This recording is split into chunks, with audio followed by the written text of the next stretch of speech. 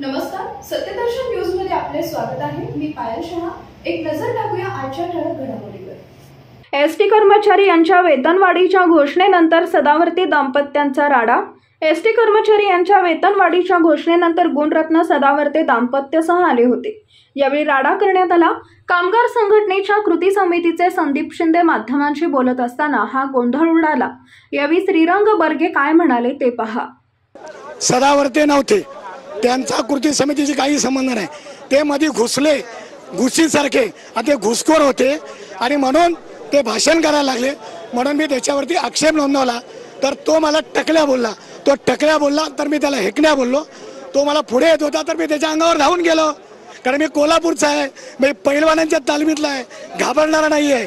तर इतरांना यावेळी गुणरत्न सदावर्ते यांनी देखील आपली प्रखरतेने बाजू मांडली। लायकी काय, त्यांच्यासोबत आहे कोण, त्यांची उंची काय। परंतु त्यांनी जसं कष्टकऱ्यांना ढकललं होतं की काय होतं ते त्यांनी सांगितलं होतं की ते धरणे धरतात, परंतु त्यांनी म्हणून ढकललं काय तुरळक लोकांना।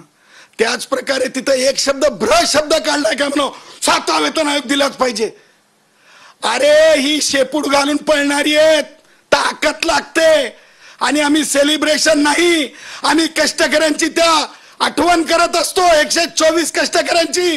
या नामर्दांना विचारा, त्यांनी 124 कष्टकऱ्यांना कालच्या सभागृहात तरी प्रस्ताव ठेवला होता का?